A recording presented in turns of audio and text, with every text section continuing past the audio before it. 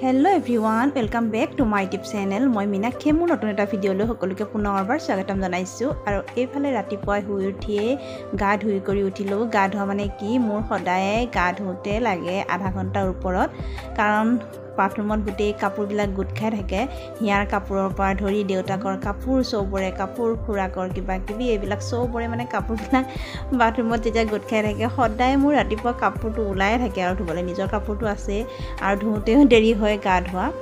এনেতো বাৰু কথাই নাই, এনে বেছি টাইম নালাগে গা ধুওঁতে। আৰু এয়া ধুই কৰি উঠিলোঁ। আজি যিহেতু শাওণ মাহৰ চতুৰ্থটো সোমবাৰ আৰু ভাবিছোঁ মন্দিৰলৈ যাম। এতিয়া কিমান সময়ত তেওঁ টাইম পায় আৰু টাইম পালেই যাম আৰু আহিলে লৈ যাব। আৰু এইফালে মোৰ ওলাই কৰি ৰখি আছোঁ, কিন্তু হাজৰিকা এতিয়ালৈকে আহি পোৱা নাই। এতিয়া 10:30 বাজি গ'ল আৰু এইফালে হাজৰিকা পালেহি আৰু আমি ওলাই আহিলোঁ। এতিয়া বাজিলে 11টা আৰু এইফালে হাজৰিকাও ৰাতিপুৱাৰ পৰা একো খোৱা নাই আৰু তাকে মন্দিৰৰ পৰা আহিহে মানে কিবা খাম। আমিও একো খোৱা নাই, মই চাহো খোৱা নাই আৰু হিয়াকো লৈ আহিলোঁ লগত। হিয়াক থৈ আহিলে দিগদাৰে হয় বাৰু কেতিয়াবা, আৰু মানে মাহঁতে ৰাখিব পাৰে, কিন্তু কিছুমান মানুহৰ কথাৰ কাৰণে মই হিয়াক লগতে লৈয়ে আহোঁ।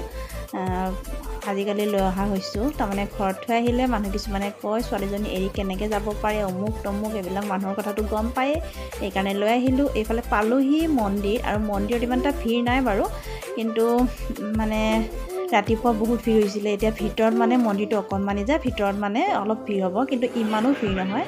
আৰু এই মন্দিৰটোত আহি মই ভাল পাওঁ এটা কাৰণে, পূজাৰী এনি টাইম থাকেই, আৰু হনুমান মন্দিৰ, কৃষ্ণ মন্দিৰ, শিৱ মন্দিৰ গোটেইকেইটাই আছে। মই আগৰ ভিডিঅ'ত দেখুৱাইছোঁ। আৰু শিৱ মন্দিৰৰ পৰা আহি গণেশ মন্দিৰ, এতিয়া আকৌ কৃষ্ণ মন্দিৰ আহিছোঁ আৰু পূজাখিনি কৰি আকৌ হনুমান মন্দিৰ ওচৰৰ লগতে আছে, তাতো বন্তি জ্বলামগৈ আৰু গোটেইকেইটাতে জ্বলোৱাই যায় বাৰু আহিলে। আৰু পূজাৰীও চিনাকি আহিয়ে থাকোঁ যে, হিয়া জন্ম হোৱাৰ পৰা ধৰি মই ইয়াত আহিয়ে আছোঁ। মন্দিৰটোত আৰু বহুত ভাল লাগে। এনেও যেতিয়া কেতিয়াবা মনটো বেয়া লাগি থাকে আৰু মন্দিৰত আহি চাব যাওঁ, মানে মন্দিৰত অহাৰ লগতে মনটো যে ইমানে ভাল লাগি যায় আৰু দিনটো থাকিলেও মানে আমনি নালাগে।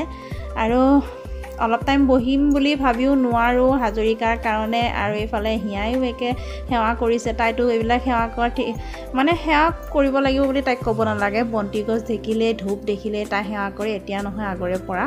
আৰু সেৱা কৰি উঠিলে এইফালে ক'ত বহিয়ে লৈছেগৈ দেখিছেনে।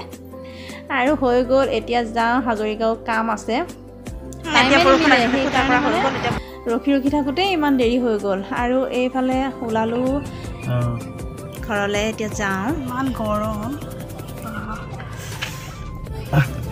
মানুহ ৰাতিপুৱা ভিৰ আছিলে, এতিয়া কমিছে।